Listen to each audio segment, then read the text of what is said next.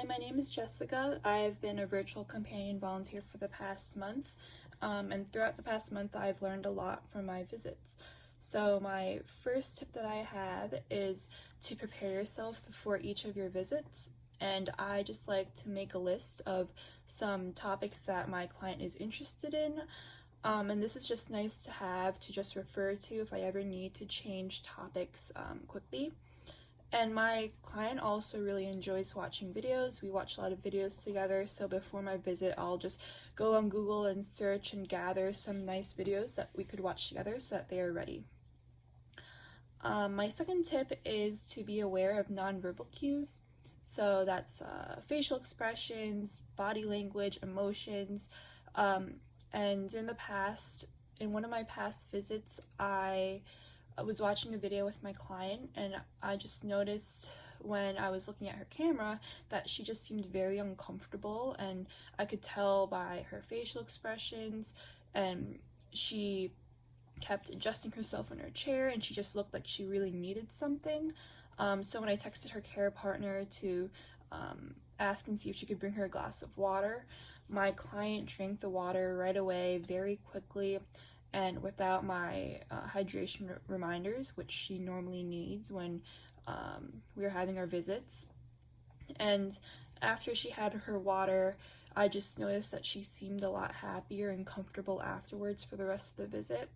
And I was just happy I recognized this, and this just made me realize how important it was to look out for nonverbal cues, because my client was not able to communicate what she needed with words. My third tip is to do things together. So this kind of ties in with hydration reminders as well, because my care partner asked me to give my client hydration reminders throughout each of our visits, and instead of saying, oh, it's time to drink water now, I'll usually try to make it something we could do together.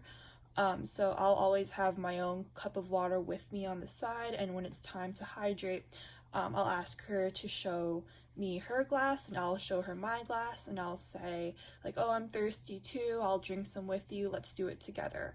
And that has worked really well for me as well.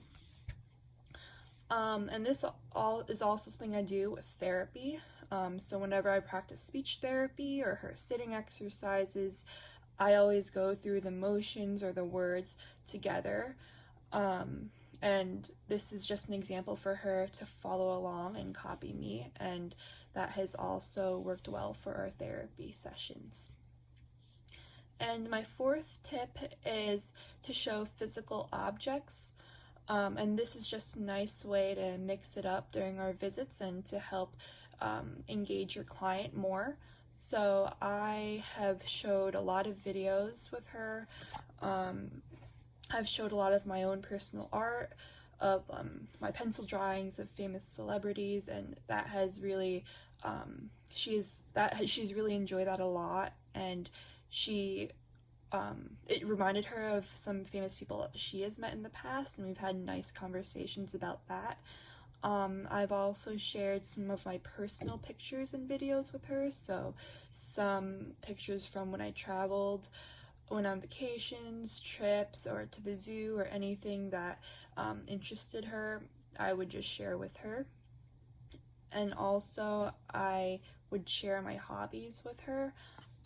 So one of my hobbies is crocheting, and so I've been sharing a lot of my animals, my food, and a lot of my crochet projects with her, and she has also really liked that. So those are my most important tips, and I think it's also important to know that each person living with dementia is different, and that throughout your visits that you have, you will learn what will work best for your client.